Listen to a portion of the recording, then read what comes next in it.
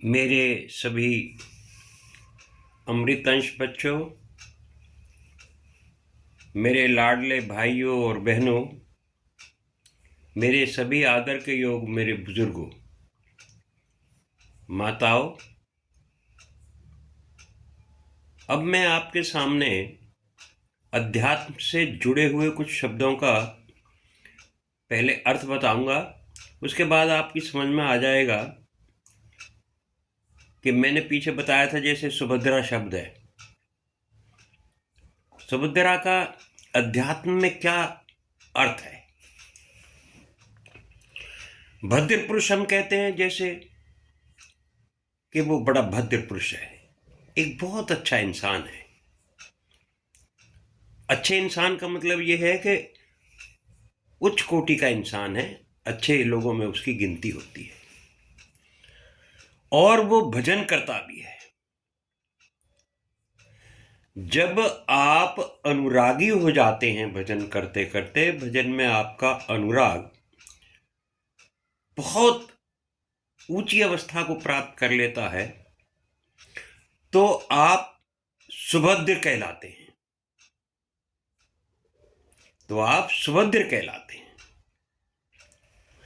तो भद्र पुरुष से आप सुभद्र पुरुष हो जाते हैं। आपका पौरुष पुरुषार्थ बहुत ज्यादा बढ़ जाता है। क्या होता है,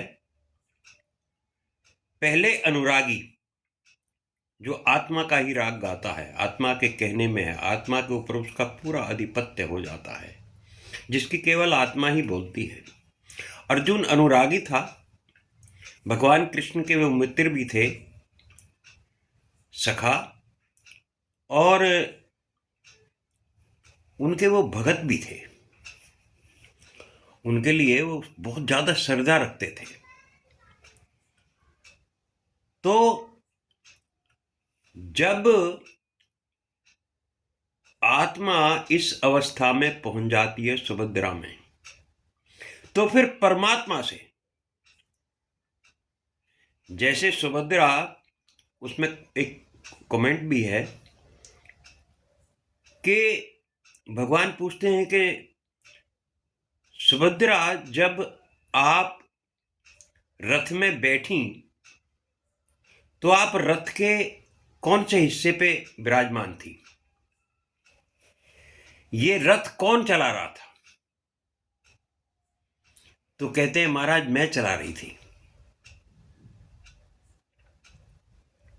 अर्थात अर्जुन रथ में बैठा था, सुभद्रा उसको लेके जा रही थी रथ समेत। तो लेके कौन भागा? सुभद्रा। अनुरागी जब इस अवस्था को प्राप्त कर लेता है तो उसकी आत्मा ही सुभद्रा कहलाती है, और वो आत्मा ही जो ना उसको परमात्मा, जब आगे जाके अर्जुन के जो जो सारथी हैं वो भगवान कृष्ण बनते हैं, तो वो भगवान से मिलान कर देती है, भगवान से मिलान कर देती है, और फिर उनके सारथी जो ना वो भगवान स्वयं हो जाते हैं। इसलिए सुभद्रा आत्मा का वो रूप है जो जब आपका जप, आपका तप, आपका भजन, आपका सिमरन इस अवस्था को प्राप्त कर ले कि आपको वो स्वयं लेके चल दे और परमात्मा के हाथ में उस रथ की बागडोर को दे दे। वैसे ही दुर्योधन, दुर्योधन, दूषित, वो धन अर्थात दूषित धन, काला धन, ये दुर्योधन है। दुशासन, दूषित शासन। जब दुर्योधन जन्म लेता है उसके बाद में दुशासन जन्म ले लेता है, उसके बाद में दुशासन भी जन्म ले लेता है, क्योंकि दुर्योधन जो होता है, दूषित धन जो होता है, काला धन होता है, और काले धन का उपयोग वो जीव करना शुरू कर देता है। और शासन को भी दूषित कर बैठता है। वो दुशासन कहलाता है।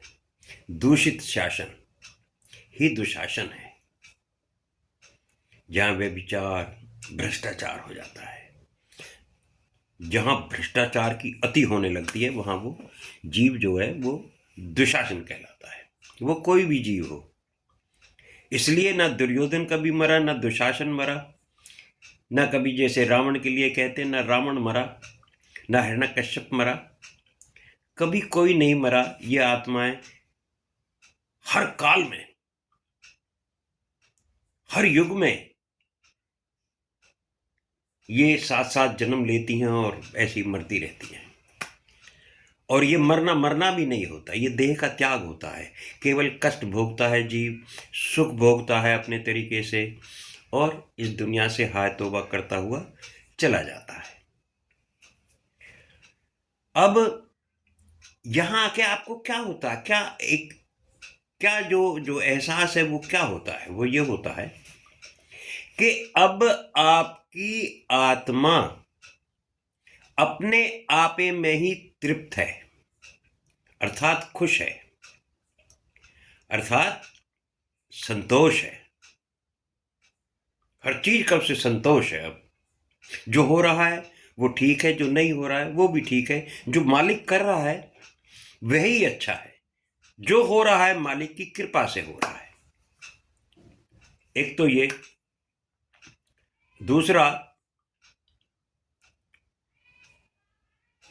संतुष्टि जो आती है, संतोष जो आता है, उसमें आपकी कोई कोई कामना नहीं रहती, इच्छा नहीं रहती कोई, बाकी शेष कोई इच्छा अब आपके पास नहीं है। अब केवल आपने अपने सर्वस्व का तो समापन कर लिया है। अब आपके पास केवल पाने के लिए वो परम आत्मा है। आपको पाने के लिए और प्रवेश के लिए केवल वो परम बाकी है। आपने त्यागना या छोड़ना कुछ नहीं है। अब आपको केवल पाना है उसे। और आत्मा अपने आपे में ही रमण करना शुरू कर देती है। अपने आपे में ही रम जाती है, मतलब अपना जो हो ना, अपना एक ऐसा वो बना लेती है। वो अपने आपे में ही प्रश्न करती है, अपने आपे में ही जवाब देती है। जैसे भगवान कृष्ण भी कहते हैं कि ब्रह्म चर्चा, आत्मा की चर्चा, आत्मा के बारे में चर्चा, परम की चर्चा, अक्षर की चर्चा, सनातन की चर्चा या अक्षय की चर्चा, उस चर्चा में जो आप संतों के माध्यम से या अपने आप में आंतरिक जो सत्संग है जिसको हम बोलते हैं, उसमें अपने आप ही प्रश्न और उत्तर पैदा होने शुरू हो जाते हैं।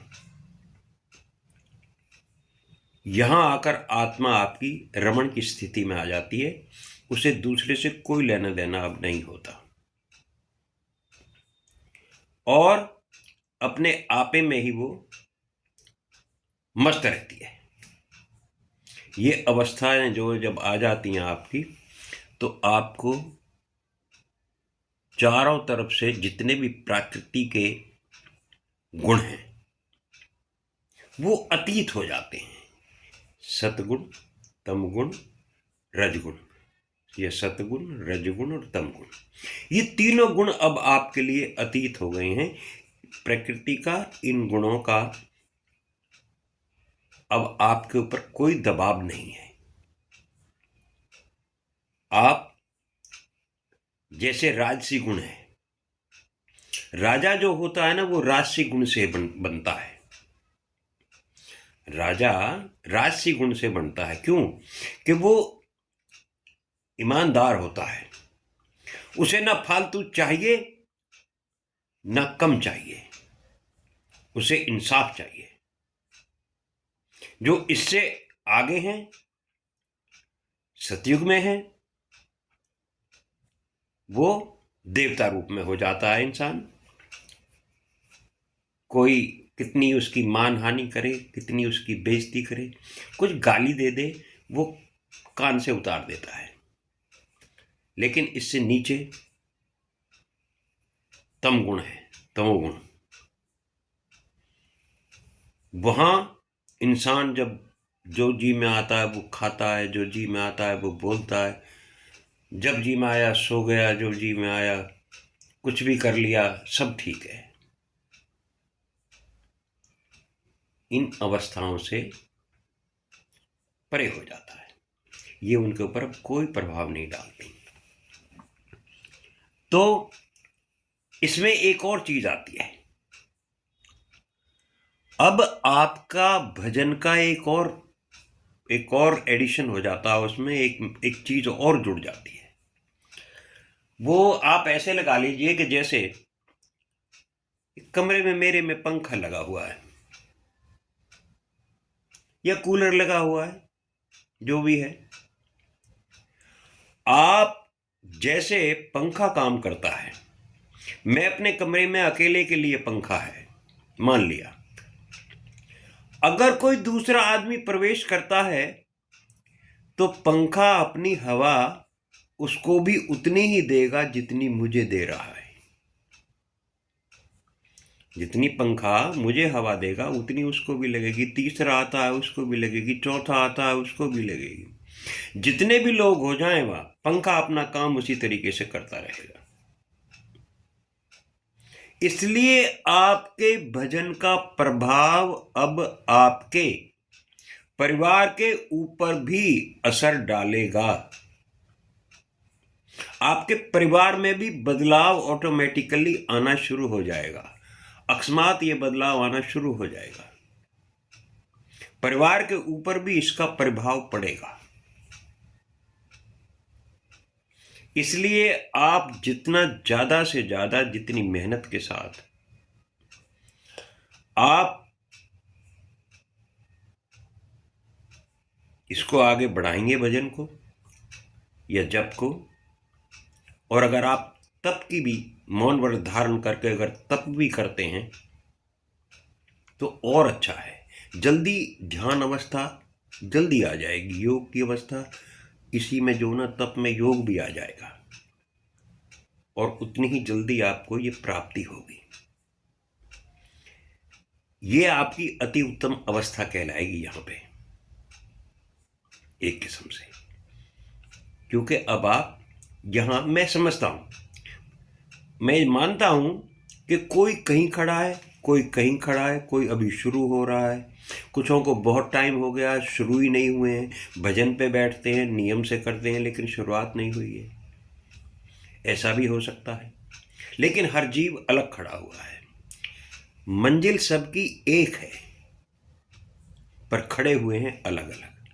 ये निर्भर करता है कि आप कितना समय इसको दे रहे हैं और किस तरीके से दे रहे हैं, ये इस चीज के ऊपर निर्भर करेगा कि आप कितना समय दे रहे हैं, कितनी देर आप ध्यान अवस्था में रहते हैं, या कितनी देर आप सिमरन करते हैं, भजन करते हैं। क्योंकि भजन और सिमरन और ये जप जो है, ये सारे के सारे अल्टीमेटली आपको ध्यान में ही लाके खड़ा कर देंगे। बिना ध्यान के आपको ना यहाँ कोई दृश्य दिखाई देगा, ना यहाँ आपको कोई चीज़ ऐसी जो अलौकिक हो, अलौकिक दृश्य आपको नहीं दिखाई देंगे। भजन जैसे ही शुरू हो जाएगा आपका, जब आपका लगना शुरू हो जाएगा, तो आपकी अनहद वाणी, आपका तिल बनना, आपका विवेक में जागृति आएगी, आपको बोध होना शुरू होगा, ईश्वरीय संचार शुरू होगा, परम इसमें अपने आप को आप वास करता हुआ पाएंगे कि ये है। तो ऐसे ही आपने आगे बढ़ना है धीरे धीरे। आज के लिए हम इतना ही रखेंगे, कल फिर जब मुलाकात होगी तो फिर अगला देखेंगे कुछ। अगली बार मैं चर्चा करूंगा चक्रों के लिए, क्योंकि चक्रों का खुलना जो है ना, वो ऑरे के तेज का आपका एक पैमाना भी है कि आपके ऑरा का जो तेज है उसको, ये एक पैमाना भी है कि कितने चक्र आपके खुल गए। वैसे तो चक्कर 21-22 होते हैं, 21-22 से भी ज़्यादा हैं, लेकिन 7 चक्र तो जरूरी हैं जो खुलते हैं जिनको आपको खोलना है। बाकी तो अपने आप खुलते चले जाएंगे, चक्कर खुलेंगे, आप वायरल हो, ये हो, ये छोटी मोटी चीज़ें जो होती हैं ना, ये आपसे दूर भाग जाएंगी, अपने आप ही आपके पास नहीं आएंगी, बिल्कुल नहीं आएंगी। जैसे पीछे कोरोना का वो चला था ना, इससे आप में लड़ने की क्षमता आ जाएगी। शरीर कितना कैसा भी हो, टेढ़ा हो, मेढ़ा हो, शरीर कमज़ोर हो, मोटा हो, भारी हो, पतला हो, जैसा भी हो, आपके अंदर ये ऑरा जो हो ना, वो शक्ति आपको प्रदान कर देगा जिसका आप अनुमान भी नहीं लगा सकते। तो आज के लिए इतना ही, फिर मुलाकात होगी। भारत माता की जय। जय हिंद, जय हिंद की सेना। मेरे बच्चों, हम हिंदू हैं, ये हिंदुओं का देश था भारत, और इसी में से जो ना छट छट के जातियां बनती रहीं, कुछ पंथ भी अलग बन गए, कोई बात नहीं, लेकिन संप्रदाय बन गए, उपजातियां बन गई, उप संप्रदाय बन गए, और बनते चले जा रहे हैं। कोई अपने गांव के नाम पे अपना गोत्र बना लिया तो वो अलग ही एक राह चल गई। अपने गांवों के नाम पे भी जो है ना, अपना गोत्र ना लिख के उन्होंने और आगे एक और थोड़ी सी पूछ लंबी कर दी। इस तरीके से हमारे बंटवारे होते चले गए। हमारे भ्रमदाताओं ने एक ऐसा भ्रम फैला दिया, बिना सोचे समझे हमें ऐसे भ्रम में डाल दिया कि हमारे बेवजह बंटवारे होते चले गए। लेकिन जब आंखें खुलें तभी होश समझो।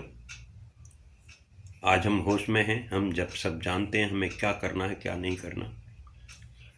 सनातन धर्म बोर्ड या संसद के लिए, सनातन धर्म संसद के लिए जो हमारे साधु संत जो मैदान में आए हुए हैं,